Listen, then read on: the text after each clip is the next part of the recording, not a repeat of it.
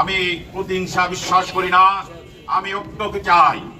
এই ধানের শীষ আমার নয়, এই ধানের শীষ শয্যা প্রেসিডেন্ট জিয়াউর রহমান, আমাদের 3 বারের প্রধানমন্ত্রী বেগম খালেদা জিয়ার, বাংলাদেশের অহংকার তথা দক্ষিণ এশিয়ার সবচেয়ে জনপ্রিয় নেতা, যাকে দেখার জন্য এদেশের মানুষ অধীর আগ্রহে দীর্ঘ 17 বছর বসেছিলেন, সেই নেতা জনাব তারেক রহমানের ধানের শীষ।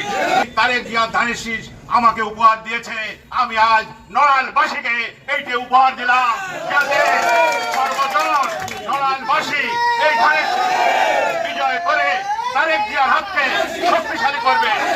আমরা যদি ধানের শীষকে বিজয় করতে না পারি, এদেশের স্বাধীনতা থাকবে না, এদেশের সার্বভৌমত্ব থাকবে না, এদেশের মানুষের ভোটের অধিকার থাকবে না, এদেশের মানুষের ভাতের অধিকার থাকবে না। আমি কখনো কোনদিন মনিরুল ইসলামের বিরুদ্ধে কোনো কথা বলি নাই।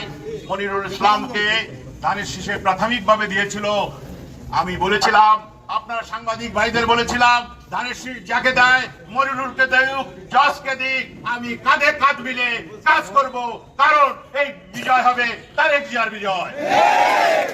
তাই আমি আশা করব এই ধানের শীষের প্রতীক বা ক্যান্ডিডেট নিয়ে যদি কোনো সমালোচনা করা হয়, যদি কোনো কথা বলা হয়, তার আদেশ মানি না, তার নির্দেশ মানি না, অন্যায় ভাবে এটা দেওয়া হয়েছে, তাহলে ফরাদকে বলা হবে না, বলা হবে তারেক জিয়াকে, খালেদা জিয়াকে। দল করে বিএনপি দলের অ্যাক্টিং চেয়ারম্যানকে মানবো না, এটা হতে পারে না।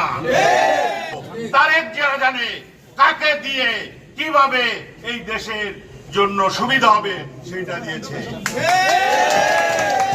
ব্যক্তি মনিরুলের সাথে আমার কোনো দ্বন্দ্ব নাই, তার সাথে আমার কোনো সম্পর্কের দ্বন্দ্ব নাই। আমি মনিরুলের ভবিষ্যৎ কামনা করি, ইনশাআল্লাহ এইবার না করতে পারলো নেক্সট বার করবে, এবং এটাও আশা করি যেন এই ধানের শীষকে বিজয় করার জন্য মনিরুল সমস্ত 3 সেক্রেটারি দলের সবাইকে ডেকে আমাদের ডেকে তার একটা দিক নির্দেশনা বক্তব্য দিবেন এবং কাজ করবেন।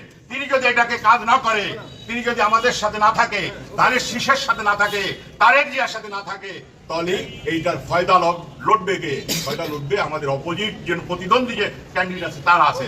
অতএব তিনি এই কাজ করবেন না, এইটা আমার বিশ্বাস।